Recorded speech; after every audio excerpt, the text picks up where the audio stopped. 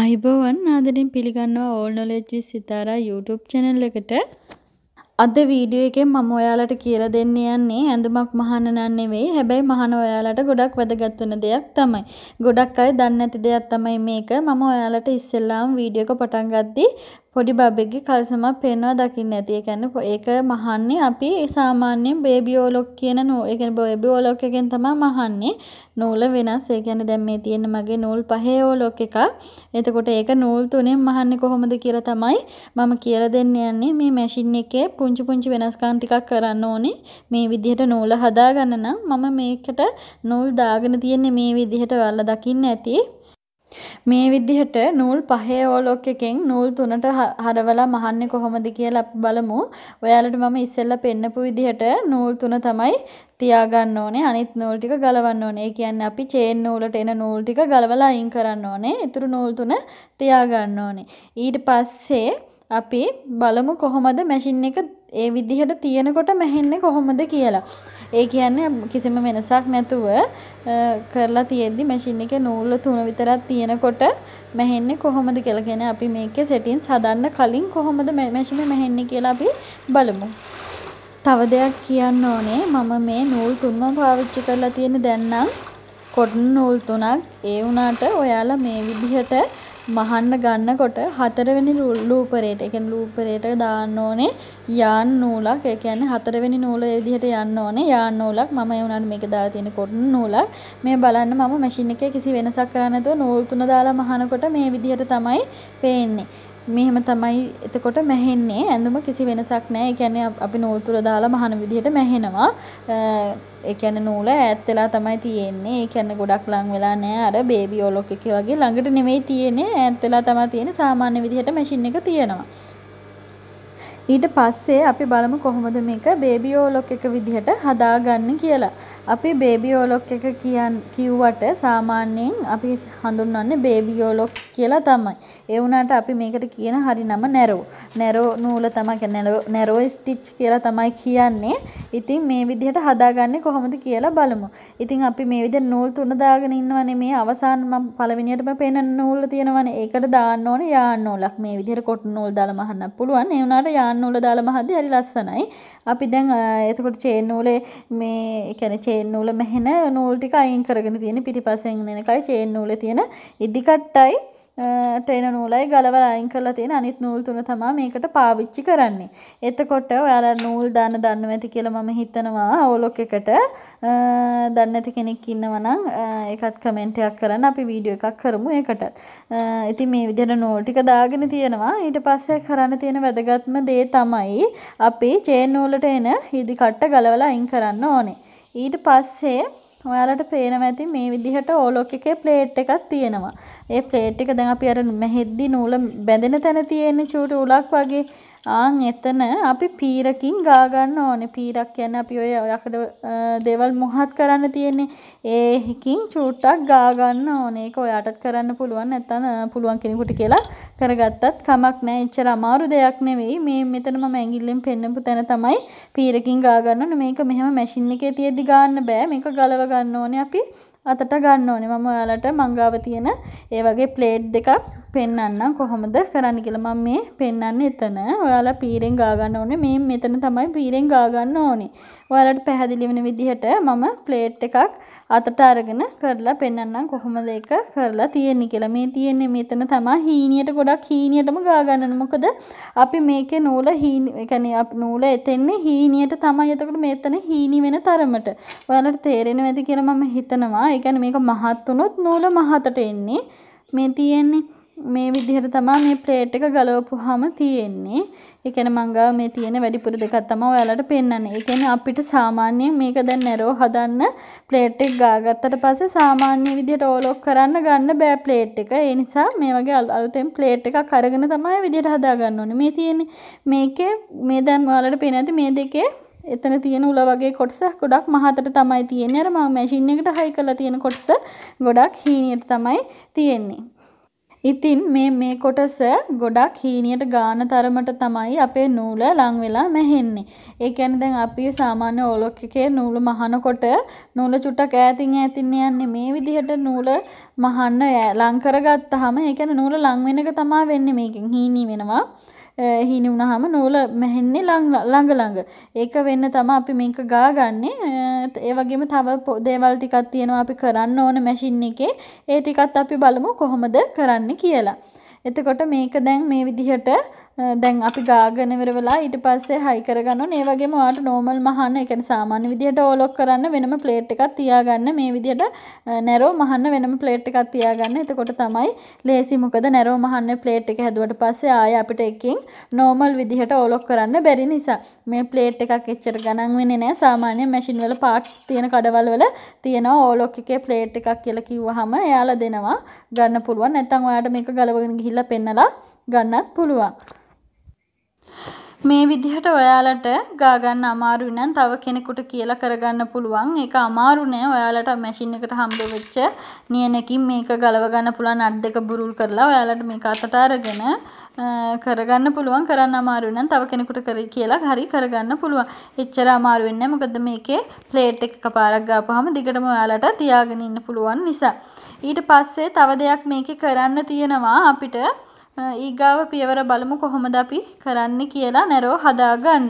මේ විදිහට මැෂින් එක ඕපන් කරාට පස්සේ චේන් නූලේ පිටිපස්ස නූල එන එක තියෙනවනේ. කියන්නේ පිටිපස්සෙන් නූලක් එනවනේ.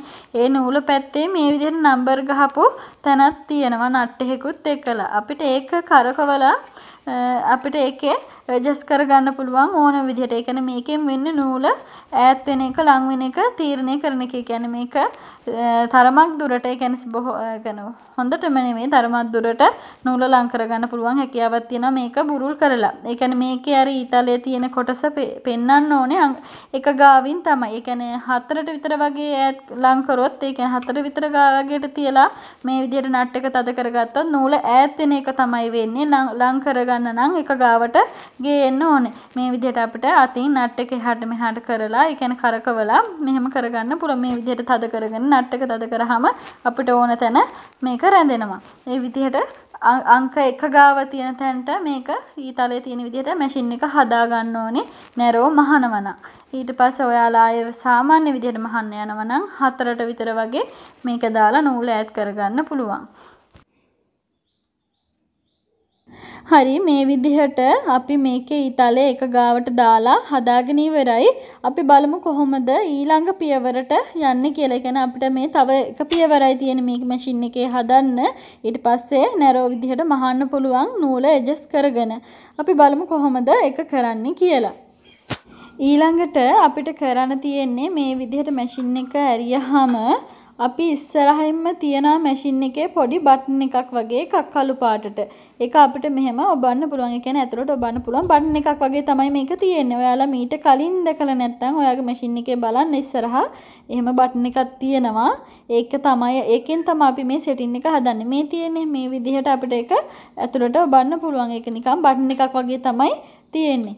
ඊට පස්සේ අපි මේ පියවරේදී කරන්න ඕනේ හොඳට බලා ගන්න. අපි මේක මේ බටන් එක ප්‍රෙස් කරගෙන තමයි අපේ ඕලොක් එකේ සයිඩ් එකේ තියෙන රෝදේ කරකවන්න ඕනේ. කියන්නේ මේ තියෙන්නේ මේක කරකවන්නේ මේක ප්‍රෙස් කරගෙන මේ බටන් එක ප්‍රෙස් කරගෙන අපේ පැත්තට නෙමෙයි මැෂින් එක කරකවන්න ඕනේ ඉස්සරහට. ඒ කියන්නේ මැෂින් එකේ රෝදේ කරකවන්න ඕනේ අපේ පැත්තට නෙමෙයි ඉස්සරහට. එහෙම කරකවගෙන යද්දී එක තැනකදී මැෂින් එක හිර වෙනවා වගේ වෙනවා. ඔයාලා බය වෙන්න එපා මොකවත් වෙන්නේ නැහැ. ඊට පස්සේ ආය අපේ පැත්තට කරකවලා මේකේ නූලේ එන්න ඕන ප්‍රමාණය තියන්න ඕනේ. සාමාන්‍ය නැරෝ එකට එක ගාව හෝ දෙක ගාව තමයි තියන්න ඕනේ නැරෝ මහනකොට. නැත්තම් ආයේ සාමාන්‍ය විදිහට හදාගද්දී ආයෙත් මේ විදිහටම බටන් එක ඔබලා හිර වුණාට පස්සේ කියන්නේ නූල කරකවන්න හිර වුණාට පස්සේ ආය ආපස්සට කරකවලා අඟල් 5ට හෝ 6ට එහෙම දාගත්තාම නූල ඈතින් මෙහෙනවා.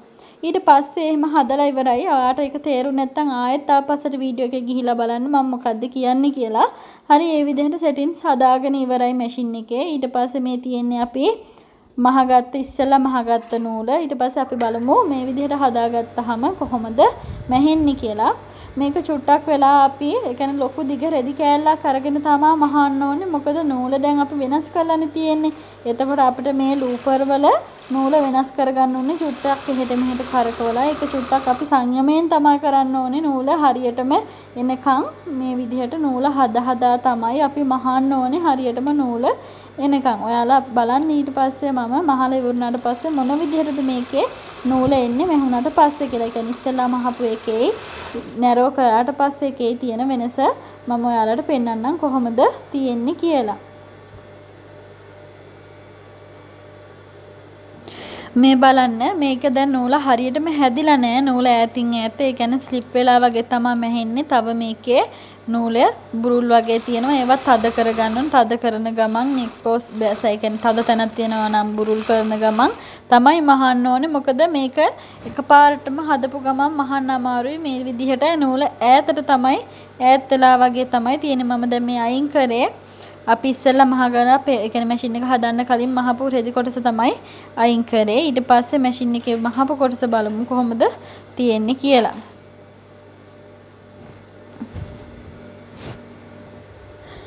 ඒ විදිහට කරගද්දී ඔයාලට ඉස්සෙල්ලා මහනකොට පෙනෙයි නූල ගොඩක් ඈතින් ඈත වගේ මැහෙනවා හෝ චුට්ටක් ස්ලිප් වෙලා එහෙම තියෙනවා. අපිට මේ හැමදේම හදා ගන්න පුළුවන් වෙන්නේ මේකේ නූල් තුනේ තියෙන ලූපර් තද කරලා හෝ බුරුල් කරලා. ඒක නිසා එකක් බුරුල් කරන්නේ නැතුව කරන හැමදේ ඒ කියන්නේ ඔයා එකකට කරොත් අනිකටත් ඒ දෙයම කරන විදිහට මේ ලූපර් එහෙට මෙහෙට කරලා හදා ගන්න ඕනේ. ඒක ඔයාට චුට්ටක් එකපාරක් කරනකොට තේරෙනවා ඔයාට මේක කොහොමද හදාගන්නේ කියලා. ඉස්සෙල්ලා ඔයා එක කරලා බලන්න කිසිම ගැටලුවක් එන්නේ නැහැ. මොකද මම ඔයාලට මේක මහලා පෙන්නන්නම් කොහොමද අවසානට මැහුවට පස්සේ එන්නේ කියලා. මේ විදිහට අතින් නූල හදන ගමන් තමයි මහන්න ඕනේ. අපි එක මහන ඒ කියන්නේ නූල හදනකොට සාමාන්‍යයෙන් දිග රෙද්දක් පාවිච්චි කරන්න. මොකද අපිට නූල හැදෙන විදිහ බලබලහා නූල හදන ගමන් තමයි අපි මහන්න ඕනේ. දැන් මේ විදිහට හදාගෙන ඉවරයි මම. සාමාන්‍යයෙන් මට මේක හදාගෙන ඒ නූල ඇඩ්ජස්ට් කරගන්න විනාඩි 5-10ක් වගේ යනවා. ඒක ඔයාලා හදපු විදිහට ඒ කියන්නේ ඔයාලගේ අතේ හුරුවට තමයි ඒක කරන්න පුළුවන් වෙන්නේ. ඒක ඔයාලට කරනකොට තේරෙනවා මේක දැන් මේ විදිහට හරි කියලා. දැන් මේ විදිහට තමයි අපි මහලා ඉවරනාට පස්සේ පේන්නේ. එතකොට අපි බලමු ඉස්සෙල්ලාම මැෂින් එක ඒ කියන්නේ මේ බේබි ඕලොක් එකට හදාගන්න කලින් මහපු නූලේ දැන් මහලා ඉවර වුණාම තියෙන නූලේ තියෙන වෙනස මොකක්ද කියලා. ඒ කියන්නේ ඔයාලට මේක බලපුවාම වෙනස තේරෙයි කොච්චර වෙනසක් තියෙනවද කියලා.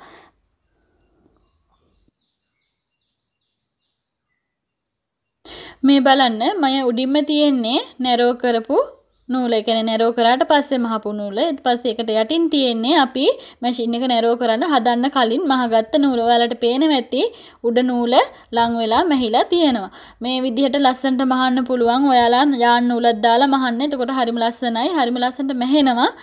ඔයාලා පොඩි අයගේ ඇඳුම් මහන්න වගේ ඉන්නව නම් ඔයාලට හරිම වටිනවා මේක. බේබි ඕලොක් එකක් විදිහට මැෂින් එකක් වෙනම ගන්නවට වඩා ඔයා ගාව තියෙන මැෂින් එකෙන් මේ විදිහට හදාගන්න පුළුවන් නිසා. ඉතින් මේ විදිහට මම මහපු පෑන්ට් එකක් තමයි මේ පොඩි කෙනෙකුට අන්දන. ඒ කියන්නේ පොඩි බබෙකුට අන්දන පෑන්ට් එකක් මහගත එකක් තමයි මේ තියෙන්නේ. මේක විදිහට වාටි මහන්න හරිම ලස්සනට මැහෙනවා.